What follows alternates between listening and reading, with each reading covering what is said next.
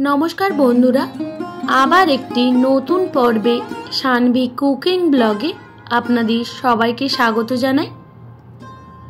आज आमी आपनादेर संगे कुमड़ो दिए आलू दिए माछेर माथा दिए एकटी छेंचड़ा रेसिपि शेयर करब। आशा करी आपनादेर सबार भीषण भालो लागबे।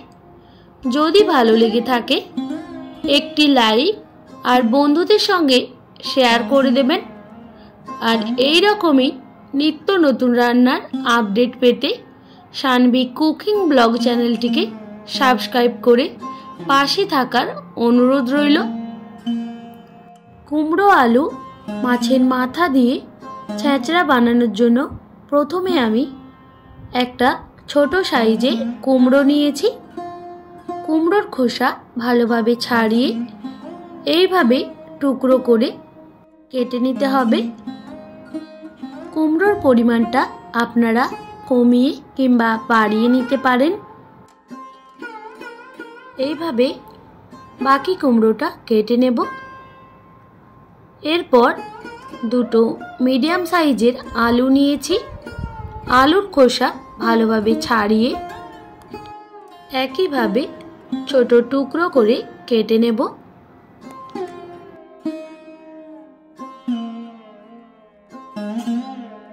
सबकिछु एकसंगे भालोभाबे केटे धुए निয়েছি। एबार माछेर माथा दिए कुमड़ो छेंचड़ा बानाते की की उपकरण लागছে चलुन सेटा देखे निই। নিয়েছি মাছের মাথা বা মুড়ো। আমি এখানে রুই মাছের একটা মাথা বা মুড়ো নিয়েছি। সেটা ছোট ছোট টুকরো করে কেটে ভালোভাবে ধুয়ে নুন হলুদ মাখিয়ে রাখছি। আর এখানে আলু কুমড়ো তার সঙ্গে কয়েকটা কাঁচা ছোলা দিয়েছি। আর লাগছে সামান্য আদা বাটা আর একটা বড় সাইজের পেঁয়াজ কুচি। এরপর ওভেনের ওপর একটা কড়াই বসিয়ে কড়াইটা ভালোভাবে গরম করে নিয়ে তারপর পরিমাণ মতো সরিষার তেল দিয়ে তেলটাও খুব ভালোভাবে গরম করে একে একে নুন হলুদ মাখিয়ে রাখা মাছগুলো দিয়ে ভালোভাবে উল্টে পাল্টে ভেজে নেব।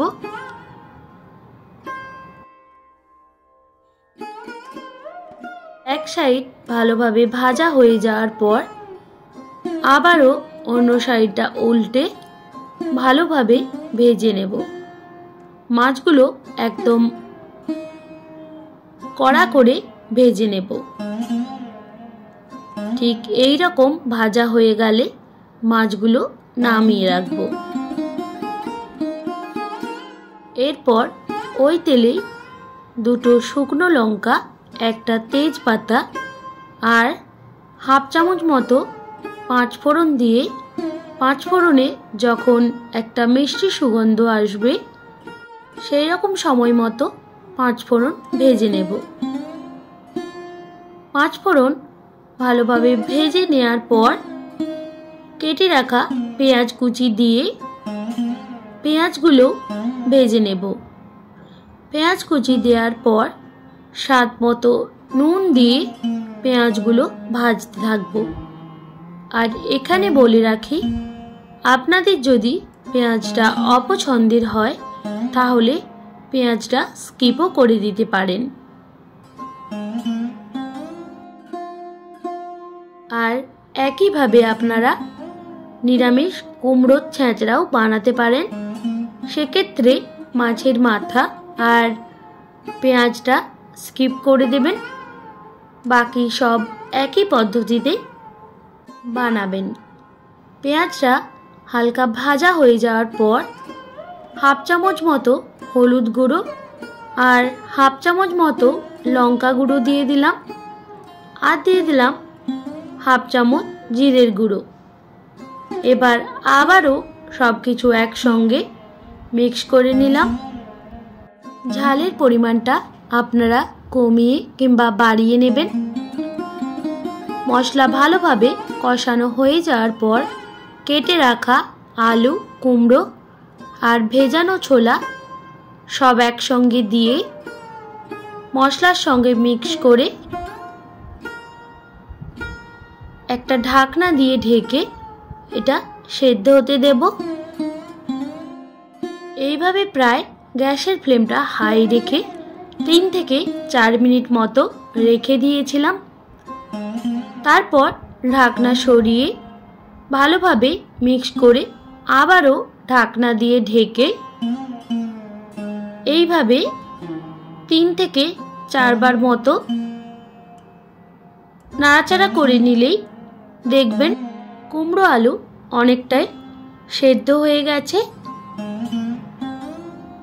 তারপর আবারও ভালোভাবে নাড়াচাড়া করে নিয়ে দিয়ে দেব ভেজে রাখা মাছের মাথা।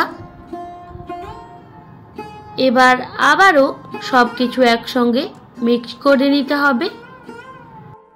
এইভাবে প্রায় 3 থেকে 4 মিনিট নাড়াচাড়া করে নিলেই দেখবেন কুমড়ো অনেকটাই গলে গেছে। এই সময় স্বাদ মতো চিনি দিয়ে আবারও সব কিছু একসঙ্গে মিক্স করে নিতে হবে। কুমড়ো আলু ছেঁচড়া বানাতে খুব বেশিক্ষণ সময় লাগে না, প্রায় 15 মিনিটের মধ্যেই রান্না হয়ে যায় আর খেতেও ভীষণ ভালো লাগে।